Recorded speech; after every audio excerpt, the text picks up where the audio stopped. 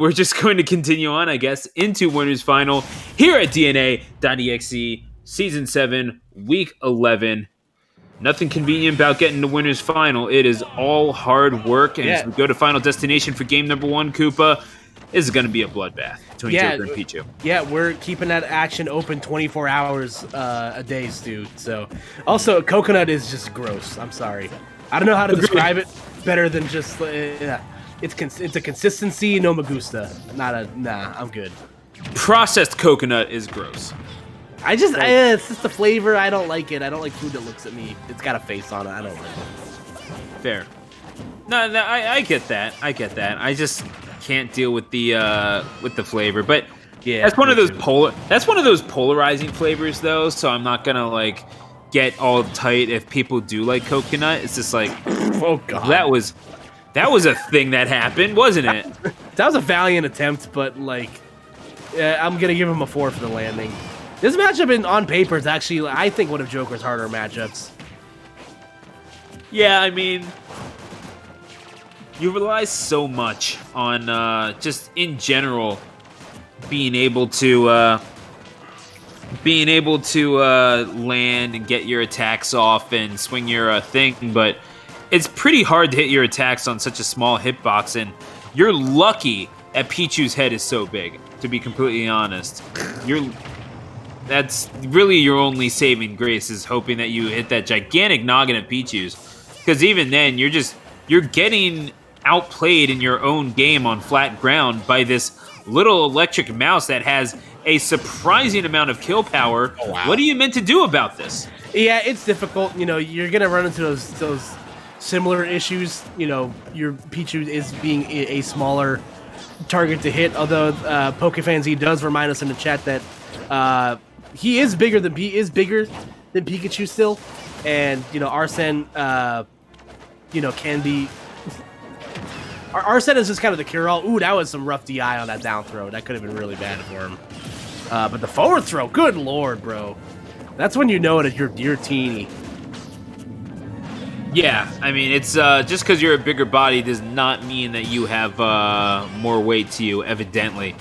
Pichu being bigger than Pikachu also just does not make sense on the most basic level.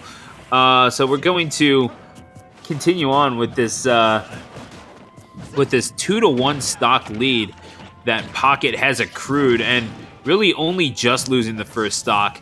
This is pretty decent position right now for Pocket. BMM searching for answers, and while I'm not going to say that it's that maybe we were wrong about our initial assessment of the matchup, BMM certainly might be looking to redeem us in the sense of, you might have been onto something with Pichu having an advantage here. Yeah, I mean, it's gonna be rough, man. But again, do not sleep on Joker just yet, because Big Brother is here and he wants to let his presence be known. Like, an Arsene backer will kill probably now, without a doubt. It would have killed 30% ago. Ooh, but that parry was huge, though.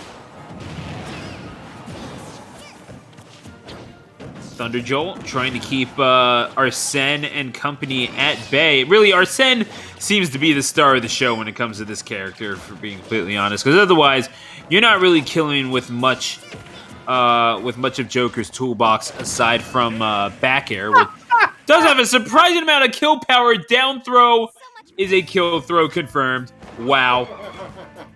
That is sarcasm, I assure you, but my god. I'm sorry. It's very disrespectful of me to laugh, but sometimes you just gotta call it like it is. Like, he got killed with 2 throws that are not supposed to kill you. You bounced him off the ground like a basketball into the stratosphere. That's a funny visual, and that's how. Watch it again. Yeah. Woo!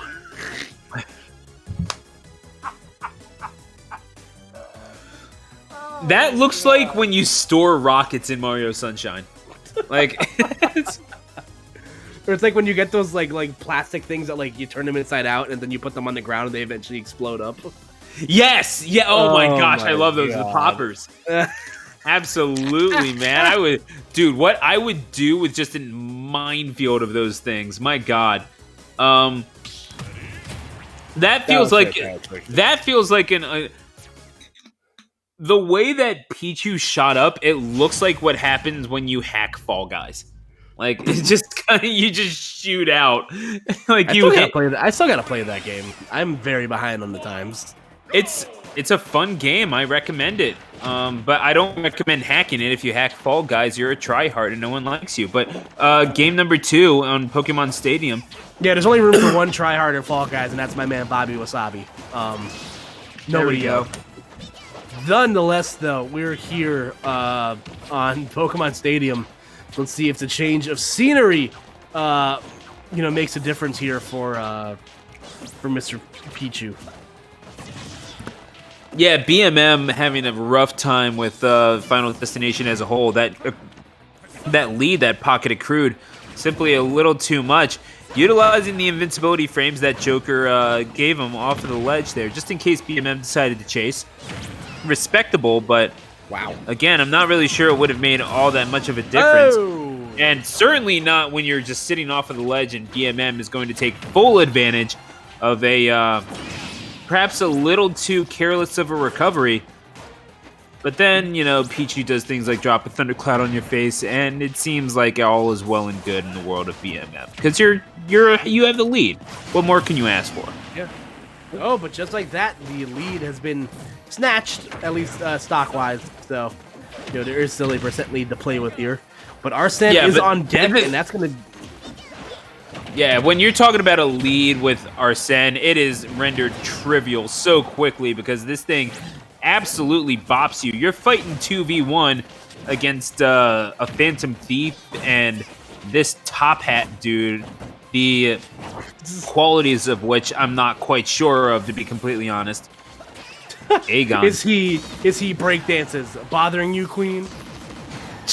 Thank you. Oh, wow. And, oh my gosh, the BMM certainly bothering Pocket right now. Going to go up 2 stocks to 1 and reclaim that stock lead, however tenuous it may be.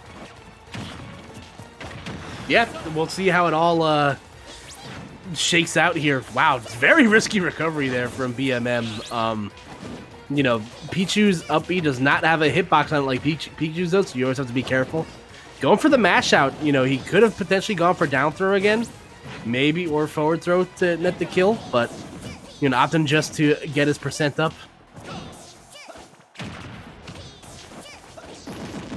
Oh, and that's going to be no Arsene left, so he's got to be very cautious here. Pichu with rage. Just, you allowed Pichu to get rage. What are you doing? Please explain yourself immediately. However, gonna build up a little bit of meter, is able to make it back. That Arsene. was so cool. So, wow, that is not the way that you wanted to lose that stock. But the Thunder is going to lower the boom on Pocket. BMM gets on the board. We're tied up at 1 apiece. And I was just about to say, I was pretty sure that Arsene could take care of Pichu at 170. I don't want to jump out of Pocket and just make these bold claims, Koopa. But at the same time, perhaps a strategic reset there to get back to the stage, get yourself center, get yourself in the middle, and follow up with the Thunder to secure game number 2. Yeah, no, that was definitely what the doctor ordered there. Getting yourself back into the best of 5 set. Obviously it's I say this almost every time, man, but like the complexion of the set completely changes when you're even up at games versus when you're down 2 games to none, because then your mindset totally shifts. But yeah, now you're back on even playing field to turn it back into a best of 3 in somebody's favor. And yeah, we'll see what the stage choice is going to be from Pocket. So as we are waiting that decision right here, once again, crazy stuff. What we've seen thus far, the Joker Pichu matchup. We've seen it offline to a ridiculous extent. If we're being completely honest, Koopa, it almost feels like a welcoming back to normalcy to see it in winners final of a tournament, if Right. we're being completely honest with each other. But yeah, the differences between online and offline, while they are stark, certainly, two characters with the viability that they have in both realms. It's nice to see. And speaking of which, time to go digital as its Joker being replaced by Mr. Game & Watch. Wow. Talk about a top tier lineup for sure. Mr. Game & Watch has been a thorn in the side of mice for a while now. This character was one of, I think, 2 or 3 losing matches Pikachu had in Smash 4. I think he definitely wins against the rats in this game. Just having so many tools to get out of shield easier against the mice, as well as being able to take advantage of the extended hurt boxes of quick attack with stuff like up smash and so on and so forth. This is going to be fun. I mean, when is it not fun when Mr. Game & Watch is involved? I ask you, Koopa, but you're gonna besmirch my flat boy like that. I don't have none of it. But I forgot you're a Game & Watch stan. You poor unfortunate soul. I was playing Game & Watch, when it was Smash 4, so I don't want to hear it. I got grandfathered in. But I paid my dues. Okay, relax. Still not my main though. Back air going to send Game & Watch off of the stage and almost into the blast zone, but not quite yet, hanging around at 116%.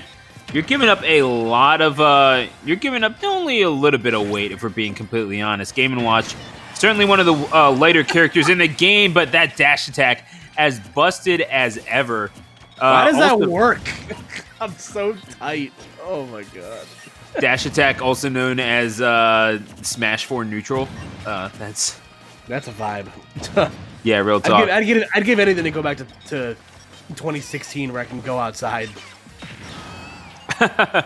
Yeah. I mean, look, if we're being honest, 2016 wasn't the greatest year in the world either. But we're gonna. God damn it! You got me. Yeah. I mean, look, just because it's you think nostalgia is all well and good, and then you pick up a newspaper from '95 and you just read about the president bombing Somalia or something, and it's just ridiculous. But either way, we're gonna keep on keeping on here. Stick at the present. Ooh. Talk about how down smash confirms into another smash attack. Oh. Ooh, well, or we can talk about how BMM trying to bring this thing back and bringing it to 2 stocks apiece. Oh, that's a heavy commitment for that smash attack. Yeah, that's not ideal, man. Wow. Okay, able to get that kill just there, and Pocket in very good position right now. He's got 2 stocks at low percent, and BMM's gonna have some ground to make up here. And Mr. Game & Watch, this character is just so good at pressing his advantage. You could easily go from 0 to 60 or 70 without even realizing how often you've been hit. Like this. Those up airs connecting, and see, that's where you got to do it. You're not trying to follow it up immediately. You have to figure out where the landing's coming in, and you throw out that up smash, which deploys, I mean, all things considered, relatively quickly. Maybe it's not down smash level of quickness, but whatever. You're catching the landing right off of the platform. You're trying to get this run off. You know that they're not going to try to go through it. So expertly placed and good stuff by that Game & Watch to secure game number 3, and now potential match point for Pocket as they will try to make it into grands on winner's side at the expense of this well-practiced Pichu of BMM, who has placed in top 8s for tournaments, really pretty large tournaments at that, really recently. So it's going to be easier said than done, but Pocket certainly Whoa, what the hell area is of that? opportunity as we go Robin. I like this pick from BMM, Koopa. Yeah, this is This is gonna be weird. Robin, what are you doing this high up in the character result sheet? Get down from there. You're gonna hurt yourself. But it's rarefied air for Robins, is it not? But not necessarily so on Wi-Fi. We have seen Robins do quite well for themselves in the past, and certainly I think BMM played a little bit of Robin as well, doing quite well for themselves in DNA tournaments prior to this, earlier on in the summer. Now, Pocket does have a little bit of room. You're not helpless against swords necessarily, and certainly you're going to do well with the down B implications if you have a stray Arc Thunder that gets called out by Pocket. But again, you're still Game & Watch. You're still struggling with swords. It's more of the same every single game that Game & Watch is involved in. And now, it's on you to prove that you can fight against a Robin that's not afraid to get up in your face. Yeah, this matchup's weird, man. Like, Robin is like so like based in in projectile warfare that that you have to take into fact that Game Watch does have a reflector and something that can absorb those. I don't know. It could just be a comfort thing of having a sword to play with. It's working out for him so far. So, who am I to judge a man in his choice in Fire Emblem Tactician? So, dropping bombs on him though. So that'll be an even game right here for Pocket. So. Yeah, all things considered, not doing all that poorly. You're seeing the combination work being put in here by both of these individuals. And Pocket, I mean, it seems like Pocket playing a Game & Watch is a pretty good indictment of not indictment, but really good showing of what the Smash scene thinks of Game & Watch in general. Because Game & Watch seems to be a pretty solid Pocket pick for a lot of people.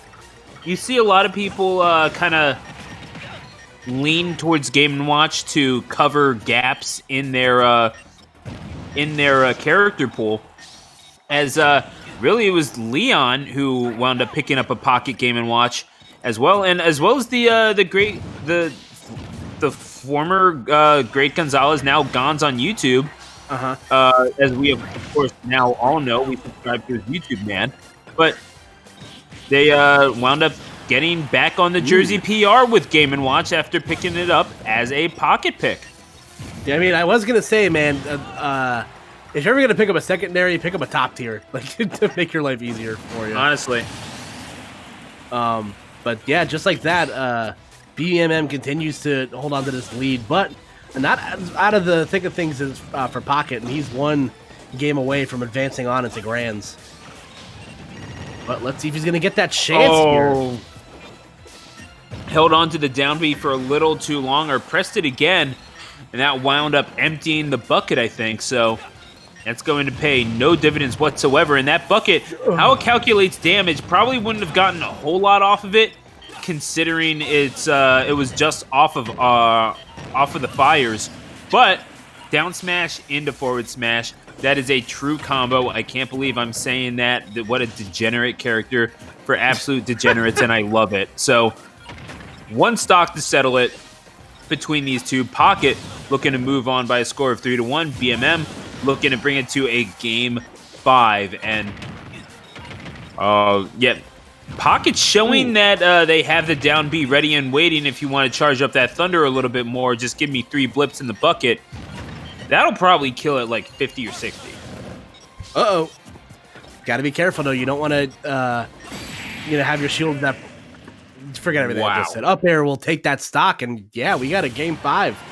With every character, with, 4 characters so far? 5 characters? Something like that. That's gnarly stuff, man.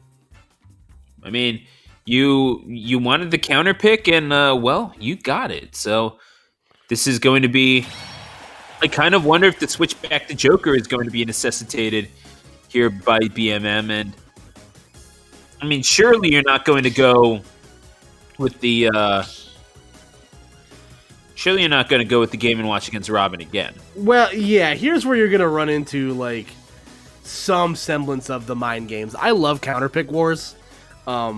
It's like one of like my favorite like games within games of Smash. It's like so if you're BMM, like are you forced to, do you force yourself to play the rest of the game with Robin? Do you counterpick as you won, assuming that Pocket's probably going to go back to a character that he's more comfortable with in Joker? So I don't know. We'll see what comes out on top here. Well, shout out to the response message. Just want to throw that out there. Ooh, absolutely. As we are going to this game number 5, it's all going to be settled. And where else to do it than at Starter Stadium? Ironically enough, yes, indeed, Joker will make one final appearance in winner's bracket, trying to send Pocket to Grands and winner's side. And those down guns have put in quite a bit of work. Gonna have to do 3 stocks worth more here. Yeah, no, just as we predicted, I think Joker just the better choice.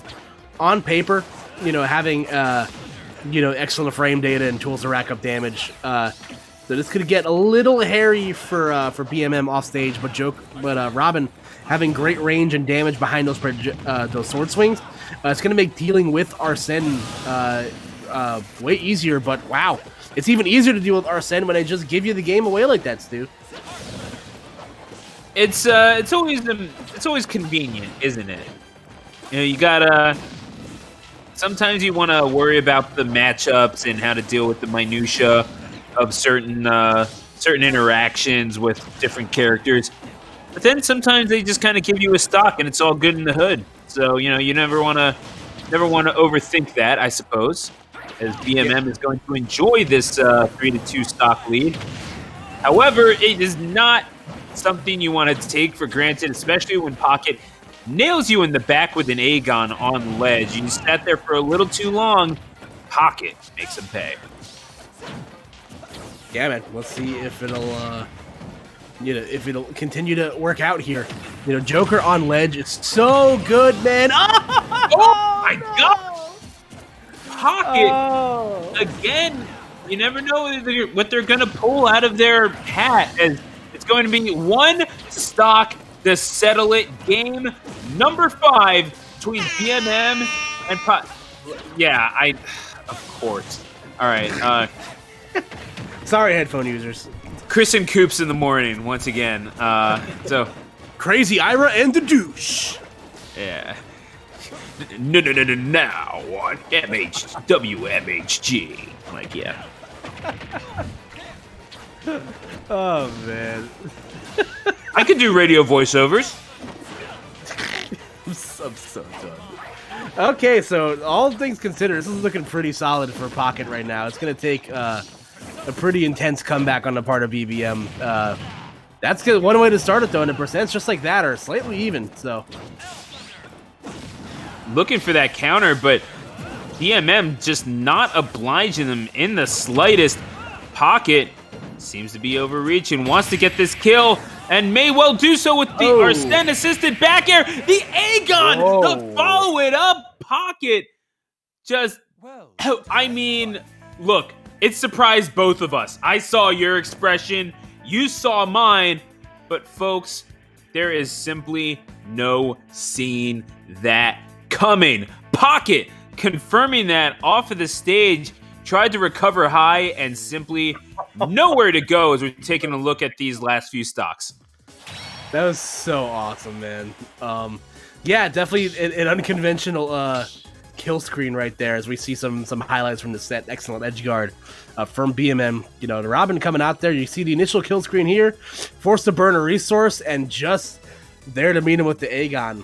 And yeah, that'll be all she wrote as Pocket, out of pocket, playing out of his mind right there to win that set and move on into winner side of Grand. So, we're back in a situation where the house has been invaded. The guests have their socks off and they're just looking for the Wi-Fi password at this point. So, certainly seems that way. Yeah, dirt kicked up on the couch. You gotta just absolutely hate it. But then again, Pocket is not complaining whatsoever. Seems to have made themselves right at home here on winner's side on DNA.EXE. Once again, I'd like to thank you for joining us here at twitch.tv/MasterHandGaming for Season 7, Week 11 of DNA.EXE, emanating live from the shadows of the Tri-State region alongside the voice of Master Hand Gaming, Koopa.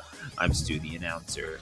And we got Crystalodian in production, as always. And before we kick off this loser's side bracket, not sure how close we are to a matchup on that front, but we're you can take a look at the bracket for yourself, ! Bracket.